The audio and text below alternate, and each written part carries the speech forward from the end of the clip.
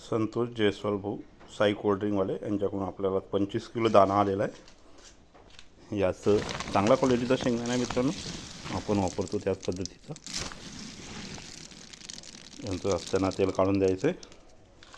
हा आहे यांचा शेंगदाणा आणि हा आहे आपला शेंगदाणा, थोडा जाडा आहे तो।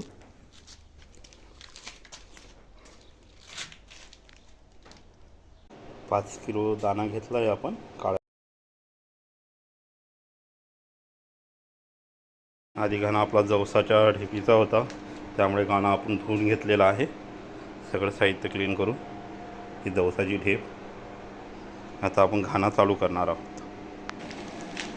घाणा चालू केलं आहे, त्यामध्ये आपण शेंगदाणे टाकले। त्याला थोडं मॉइश्चर द्यावं लागतं, 200-250 ml।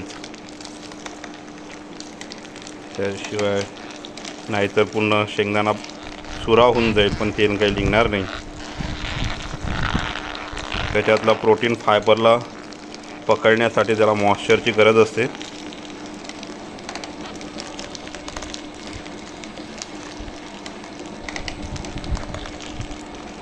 सुरुवातीला ॲटो मोडवरती आहे। दाणा बारीक होईपर्यंत तो थोडंसं त्याचं RPM जे आहे ते जास्त असतं, नंतर त्याचं RPM अजून आपोआप कमी होतं व मग आपण मॅन्युअली त्याला 7 ते 8 यावरती आणतो। आपला हा खालचा दगडी घाणा आहे।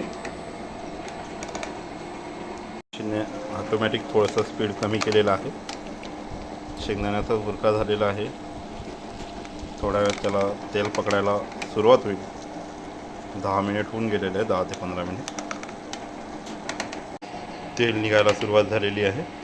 थोडं मधात कॉल आला होता, त्यामुळे एकदम थोडं निघताना तेल दाखवू नाही शकलो मी तुम्हाला, पण हे तेल निघायला सुरुवात झालेली आहे। 25 मिनिटाच्या वरती आता झालेलं आहे आपल्याला। आता याला थोडा वेळ अजून फिरू द्यावं लागतं। दाण्यानुसार पर्सेंटेज तर बरं वाटतं, 40% तेल तरी निघाला पाहिजे।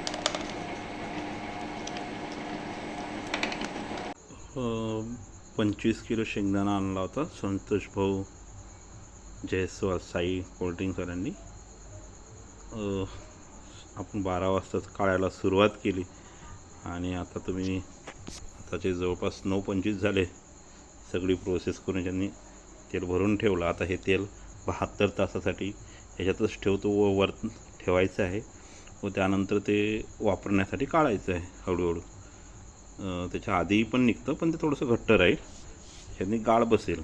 याचं वजन जे झालेलं आहे ते 11 किलो 844 ग्रॅम आहे। याच्यातून आपल्या याचं जे वजन होतं 1 किलो 250 ग्रॅम, ते वजन आपण याच्यातून मायनस करणार आहे। म्हणजे जवळपास 10 किलो 600 ग्रॅम च्या जवळपास तेल याच्यामध्ये आहे आणि 1.5 किलोच्या जवळपास गाळ, तर 1-1.5 किलोच्या जवळपास तर गाळ याच्यातून निघेलच। ते किती दिवस बसवल्यानंतर तो घट्ट होतो। हा सोता निघालेला आहे त्याच्यामध्ये 14 किलो 550-55 असं भरतं हवेनं हालतं ते।